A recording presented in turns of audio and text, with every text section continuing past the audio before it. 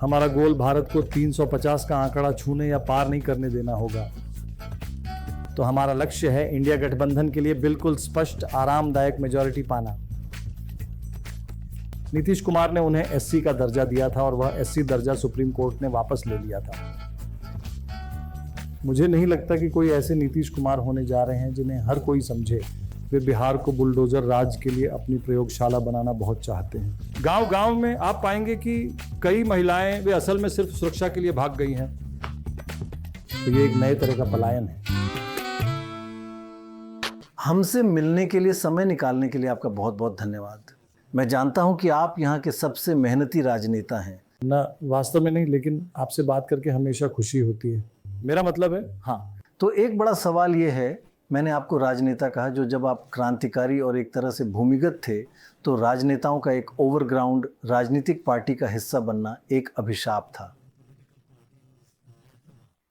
वह बदलाव कैसे हुआ कि सीपीआईएमएल लिबरेशन एक औपचारिक पार्टी बन गई और उसने बस भूमिगत रहना छोड़ दिया? हाँ, देखिए, 1980 के दशक के मध्य तक हम चुनावों का बहिष्कार किया करते थे। सही, वह हमारी तरह का पॉलिसी था। लेकिन फिर हम लड़ रहे थे, मेरा मतलब है, कह लीजिए, जब हम पार्टी बिहार में बढ़ने लगा। यह हमारे पार्टी के लिए एक नए जीवनदान जैसा है। और तब मुद्दे मूल रूप से जमीन, मजदूरी और सम्मान थे। तो यह भोजपुर, मगध, इस क्षेत्र के उत्पीड़ित ग्रामीण गरीब थे जिन्होंने मूल रूप से इस पार्टी को अपना बना लिया था। उन्होंने पार्टी को अपना लिया है ना। तो हमें एहसास हुआ कि इन लोगों के पास असल में वोट देने का अधिकार नहीं है। तो ये कहने का कोई मतलब नहीं है कि हम उस चीज़ का बहिष्कार कर रहे हैं जो हमारे पास है ही नहीं। तो आप उस चीज़ का बहिष्कार कर सकते हैं जो आपके पास हो। तो बहिष्कार करने के बजाय इस पूरे चुनावी संघर्ष को भी संघर्ष के एक और मंच, संघर्ष के एक और अखाड़े के रूप में क्यों ना इस्तेमाल किया जाए, जहां गरीब अपने अधिकारों के लिए लड़ सकें। तो वह शुरुआत थी। और शुरू में हमारा इंडियन पीपल्स फ्रंट नाम का एक संगठन था। ये एक राजनीतिक मंच था, एक तरह का जन राजनीतिक मंच। तो हमने आईपीएफ के नाम से चुनाव लड़ना शुरू किया। और इसलिए चुनावी मैदान में हमारा पहला प्रवेश 1989 के लोकसभा इलेक्शन में हुआ था। और फिर उन दिनों बूथ कैप्चरिंग हुआ करती थी। यह अकल्पनीय था कि एक भूमिहीन दलित गरीब को मतदान का अधिकार मिलेगा। तो उस वोट के अधिकार को फिर से हासिल करना कुछ ऐसा है जो आपको एसआईआर के बाद फिर से करना पड़ रहा है। तो वो 1989 के इलेक्शन में हमारा मूल मुद्दा बन गया और हमने पहला इलेक्शन जीता। वो फिर से सीपीआईएमएल नहीं बल्कि इंडियन पीपल्स फ्रंट था। लेकिन फिर उस समय के आसपास बहुत सी चीजें हो रही थी, है ना। तो सोवियत संघ ढह रहा था, बिखर रहा था, गायब हो रहा था। भारत में ये पूरा हिंदुत्व का आक्रमण शुरू हो रहा था, राम जन्मभूमि आंदोलन और ये सब। तो हमने सोचा कि हमें ये दिखाने की जरूरत है कि एक कम्युनिस्ट पार्टी पूरी तरह से जीवित और सक्रिय है। क्योंकि लोग कहने लगे थे कि आप जानते हैं, कम्युनिस्ट पार्टी, समाजवाद के दिन खत्म हो गए हैं, ये अतीत की बात है। तो हमने सोचा कि नहीं, यही वह समय है जब हमें, आप जानते हैं, सामने से लड़ना चाहिए और ये दिखाना चाहिए कि एक कम्युनिस्ट पार्टी वास्तव में लोकतांत्रिक हो सकता है, कि कम्युनिस्ट पार्टी वास्तव में सबसे उत्पीड़ित लोगों की लोकतांत्रिक आकांक्षाओं का प्रतिनिधित्व कर सकता है। साम्यवाद इसी का नाम है, लेकिन इसका नाम खराब हो रहा है और लोग कह रहे हैं कि ये पुराना हो गया है, ये स्थिर नौकरशाही पूर्ण होता जा रहा है और इसी तरह और भी बहुत कुछ। तो यही वह चुनौती थी जिसे हमने स्वीकार किया। 1992 दिसंबर में हम कलकत्ता में अपना 5वां पार्टी कांग्रेस कर रहे थे। तो उस समय तक पार्टी असल में भूमिगत थी। हम में से कुछ लोग खुले तौर पर इंडियन पीपल्स फ्रंट में काम कर रहे थे।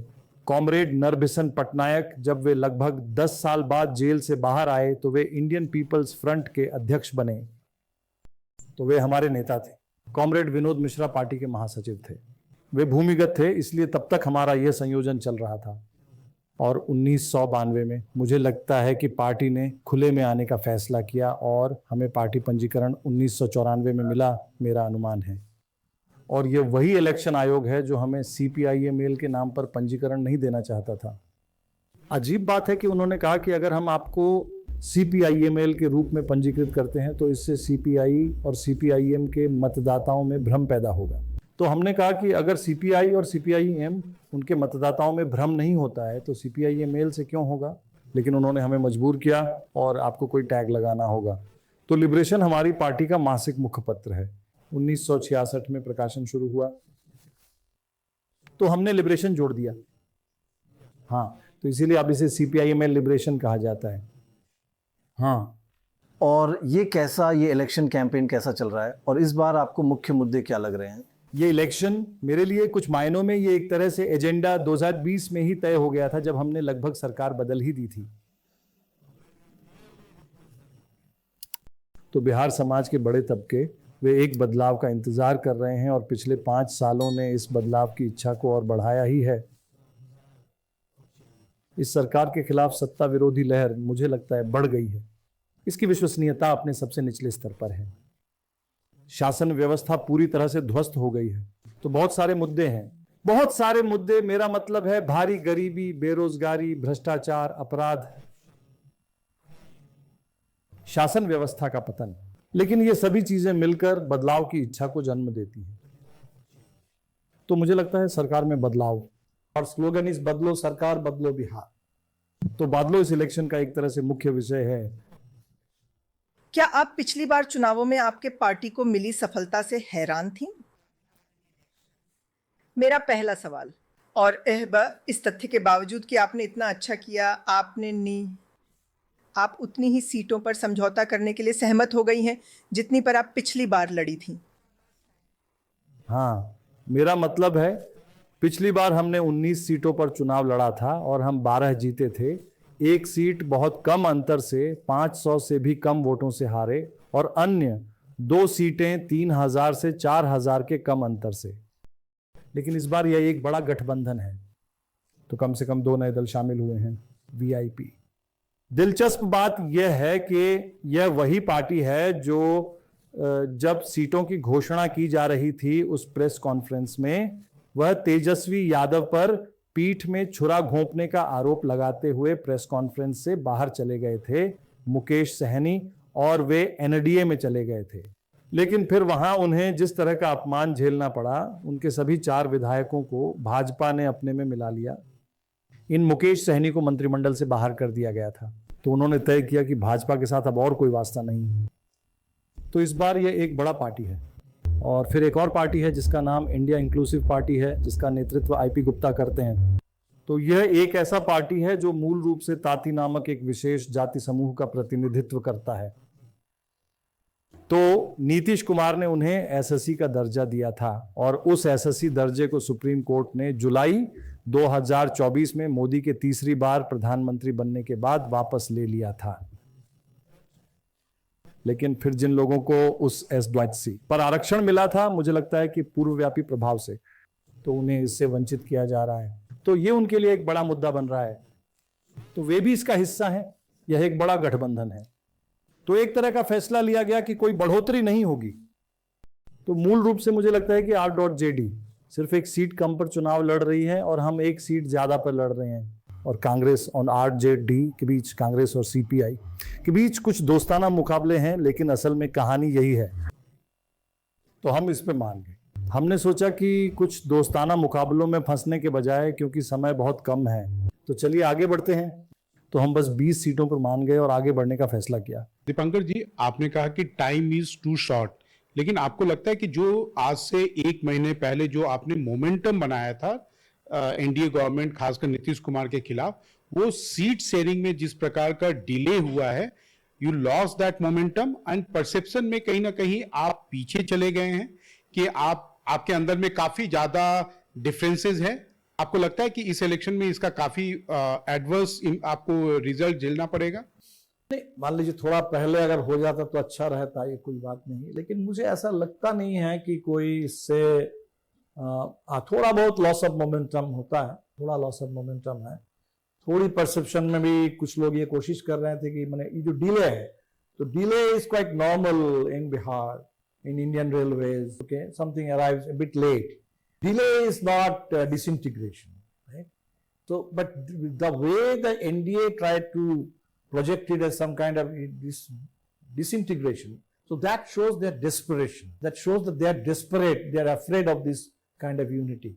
अभी उस दिन हम लोगों ने जब अनाउंस किया चीफ मिनिस्टरियल फेस और डिप्टी चीफ मिनिस्टर, उससे ठीक एक दिन पहले का आप देखेंगे वो त्रिवेदी जी की प्रेस कॉन्फ्रेंस, वो कह रहे हैं कि अभी तक चीफ मिनिस्टर तो छोड़ दीजिए, एक डिप्टी चीफ मिनिस्टर तक की घोषणा ये लोगों ने नहीं की। तो ये मुझे लगता है कि एनडीए ज्यादा प्रेशर में है, उस हिसाब से उससे हम तुलना करें तो हमारे यहाँ ज्यादा कोहेशन है, केमिस्ट्री भी ठीक है। और नीचे अगर हम बात करें, वहां तो लोग एकदम लोग इंतजार कर रहे थे कि कब हो जाएगा। But who is responsible for the delay, Congress और आरजेडी? पूरा कुल मिलाकर के एक प्रोसेस है, parties, I mean this political may be our culture, we are not that professional yet, इसलिए किसी एक पार्टी को ब्लेम करना ठीक नहीं है। This is part of the कोalition culture. So, from your perspective, what is your aim in this election? That, like last time you said you nearly stopped the government from forming. This time you are saying change the government, change Bihar. But how are you going to play a role in that? No, our इस चुनाव में उद्देश्य? right. So our aim is to get absolute, clear, comfortable majority for India coalition, so that we can have a real change of government. And we are going to contribute to that. So basically, last time our own strike rate, people talk about the strike rate a lot these days. So even though I said strike rate is something relevant only in T20, and election is like test match. So it is session by session. You have to talk about every session. You have to talk about every department. So anyway, I think last time it was like close to 2/3 for us, 12 out of 19. So we will hope to maintain, if not improve, that strike rate this time, as far as we are concerned. And as far as the whole coalition, I think our goal will be to keep NDA not below the 3-digit mark, not let NDA touch or cross the 3-digit mark. So which means 143 plus. I think that's perfectly achievable, given the depth of the people's desire for change. जिस तरह का गुस्सा लोगों में है, खासकर युवाओं और यहाँ तक कि उन महिलाओं में भी जिन्हें ये 10,000 रुपये देने की पेशकश की गई है, वे कॉल से रोजगार योजना। और हम महिलाओं से बात करते आ रहे हैं और वे समझती हैं कि खासकर जब उन्होंने अमित शाह से सुना कि यह 10,000 एक संभावित रूप से बड़े लोन के लिए सिर्फ एक शुरुआती पूंजी है, हम आने वाले दिनों में बैंकों से आपको और लोन दिलवाएंगे, तो फिर नारा है 10,000 में दम नहीं, कर्ज माफी से कम नहीं। और हमने इसका नाम बदल दिया है, ये महिला रोजगार योजना नहीं, ये महिला कर्जदार योजना है। लोग पहले से ही परेशान हैं, कर्ज के बोझ से जूझ रहे हैं और आप इसे बस और बढ़ाना चाहते हैं। यहाँ तक कि वे महिलाएं भी, जिनके बारे में कई लोग सोचते हैं कि वे मूल रूप से इस 10,000 रुपये की योजना से बहुत, आप जानते हैं, एक तरह से प्रभावित हैं कि वे एक बार फिर नीतीश कुमार सरकार के लिए बड़े पैमाने पर वोट करेंगी। ऐसा नहीं होने वाला है। असल में इसे दूसरी तरह से देखिए, महिलाएं इतनी ज़्यादा नाराज़ थीं कि उन्हें उन चिंताओं को दूर करने के लिए इतनी सारी घोषणाएं करनी पड़ी। तो मुझे लगता है कि ये चिंताएं बनी हुई हैं, वह गुस्सा बना हुआ है और वही कहानी तय करेगा। क्या आपको लगता है कि नीतीश कुमार फिर से मुख्यमंत्री बनेंगे? नहीं, मुझे लगता है कि उन्होंने ये बहुत स्पष्ट कर दिया है कि अगर उन्हें मेजॉरिटी मिलता है तो वह नीतीश कुमार नहीं होंगे। अमित शाह ने लगभग इन्हीं शब्दों में ये कहा है। मैं ये कहने वाला कौन होता हूँ कि इलेक्शन के बाद नीतीश कुमार मुख्यमंत्री बनेंगे? तो कम से कम महाराष्ट्र में वे कह रहे थे कि शिंदे मुख्यमंत्री होंगे और फिर इलेक्शन के बाद फडणवीस, लेकिन यहाँ तो वह भी नहीं है। उन्होंने पहले ही ये साफ कर दिया है कि नीतीश कुमार का समय खत्म हो गया है। वह यहाँ सिर्फ कैंपेन का नेतृत्व करने के लिए, अपना चेहरा देने के लिए हैं। आप जानते हैं उनकी छवि केवल कैंपेन के लिए है, लेकिन उसके अलावा मुझे नहीं लगता कि कोई नीतीश कुमार होने वाला है। ये सब समझते हैं। तो फिर कौन, अगर वे सत्ता में आते हैं? वे सत्ता में आते हैं, मुझे यकीन है कि भाजपा के पास कोई खेल है। तो बीजा भाजपा इसके लिए जानी जाती है। कौन जानता है कि मोहन जाधव या रेखा गुप्ता कौन होगा जो बिहार के लिए होगा, और उम्मीद है कि यहाँ योगी आदित्यनाथ जैसा कोई व्यक्ति नहीं होगा, लेकिन वे बहुत चाहते हैं कि बिहार बुलडोजर राज्य के लिए उनकी प्रयोगशाला बने। दीपांकर जी, हमने देखा है पिछले कुछ सालों में जहां भी महिलाओं के खाते में कैश ट्रांसफर हुआ है, वहां पे इनकम्बेंट गवर्नमेंट पावर में रिटर्न हुई है। बिहार की हिस्ट्री में हमने आज तक इतनी बड़ी संख्या में ऑलमोस्ट 1.5 करोड़ महिलाओं के खाते में, वो भी 10,000 का अमाउंट एक साथ ट्रांसफर होना, तो आपको लगता नहीं कि ये गेम चेंजर है? देखिए, ये पैसा तो मिल रहा है, जरूर उसका कुछ इम्पैक्ट हो सकता है, लेकिन महिलाओं को यह भी तो पता है कि दरअसल जो मिलना था 2 लाख, तो नीतीश कुमार ने कहा था कि 94.5 लाख जो बिलो 6,000 फैमिलीज हैं उनको हम 2 लाख रुपए देंगे। वह घोषणा थी, वह बिहार के गरीब परिवारों से की गई प्रतिबद्धता थी। 2 लाख आपने दिया नहीं, उस पैसे के एवज में आप चुनाव से पहले 10,000 दे रहे हैं, और ये 10,000 जो है ये एक लोन, एसेंशियल एक लोन है, तो जहां मुझे नहीं लगता इससे बहुत ज्यादा, क्योंकि इसका कंपैरिजन क्या है, तुलना यह है जो हम लोगों ने कहा कि 2,500 प्रति माह, और जो वास्तव में झारखंड में काफी सुचारू रूप से हो रहा है। बीजेपी ने भी ऐसी ही चीजों का वादा किया है, लेकिन महाराष्ट्र में उसे लागू नहीं किया जा रहा है। दिल्ली में मुझे नहीं लगता कि वहां महिलाओं को यह मिल रहा है, लेकिन झारखंड में महिलाओं को मिल रहा है। तो 2,500 वो एक साल में 30,000, 5 साल में 1.5 लाख होता है। तो यहां आपके पास सिर्फ 10,000 है। चुनाव खत्म, पैसा हजम, खेल खत्म, लेकिन इससे ज्यादा कुछ नहीं है ना। आपके पास सिर्फ कर्ज का बोझ, लोन, बढ़ता हुआ लोन रह जाएगा, और यहां हम कुछ छोटी लोन छूट की बात कर रहे हैं। हम 2,500 अतिरिक्त की बात कर रहे हैं, और जीविका आयोजकों के कोर ग्रुप के लोगों, कम्युनिटी मोबिलाइजर्स की नौकरियां स्थायी कर दी जाएंगी, और जीविका के लिए समेकित वेतन 30,000 होगा। तो मुझे लगता है कि निश्चित रूप से वह मैसेज भी सामने आया है। मुझे यकीन है कि महिलाएं मूल रूप से 2-10,000 या इस जीविका और वास्तविक रोजगार आश्वासनों को कंपेयर करेंगी। हमने बिहार में महिलाओं के वोट के महत्व पर एक अध्ययन किया है, और यह चौंकाने वाला है कि इस राज्य में महिलाओं का मतदान पुरुषों से 6% ज्यादा है। 1962 में यह पुरुषों की तुलना में 25% से ज़्यादा कम था। अब इस समय में मतदान 84% सुधरा है, और पुरुषों का वास्तव में गिरा है। तो महिलाओं का मतदान पुरुषों के मुंह मुकाबले इस देश के हर राज्य में सबसे ज़्यादा है बिहार। इस इलेक्शन में महिलाएं महत्वपूर्ण हैं, लेकिन उनमें से कई गायब हैं। भले ही वे 18+ हैं, उन्हें इलेक्शन आयोग द्वारा मतदाताओं के रूप में पंजीकृत नहीं किया गया है। ऐसा क्यों है? उनका पंजीकरण क्यों नहीं किया जा रहा है? महिलाओं का एक तरह से असंगत बहिष्कार, असंगत प्रवासी मजदूरों का बहिष्कार, मुसलमानों का असंगत बहिष्कार, मान लीजिए भूमिहीन गरीबों का असंगत बहिष्कार, और वास्तव में मतदाता सूची में चुनावी लिंगानुपात ये अब शायद घटकर 892 हो गया है, जो एक वास्तविक बात है। मेरा मतलब है कि पिछली बार शायद 914 था, और अब SIR के बाद ये घटकर 892 हो गया है। हम ये समझने की कोशिश कर रहे हैं कि ऐसा क्यों है, ये असंगतता क्यों है। क्योंकि महिलाएं वास्तव में उस पैमाने पर पलायन नहीं करती हैं। वास्तव में वे पुरुषों की तुलना में कम पलायन करती हैं, आंशिक रूप से शायद शादी के बाद की बातों की वजह से। लेकिन दूसरी बात जिसका मुझे संदेह है वो ये माइक्रो फाइनेंस की ज़बरदस्ती है। गांव के गांव में आप पाएंगे कि कई महिलाएं वे वास्तव में सिर्फ सुरक्षा के लिए भाग गई हैं। तो ये एक नए तरह का पलायन है, जहां आप बेहतर नौकरी के अवसरों, बेहतर ई कमाई की वजह से पलायन नहीं कर रहे हैं, आप बस सुरक्षा, शारीरिक सुरक्षा के लिए भाग रहे हैं।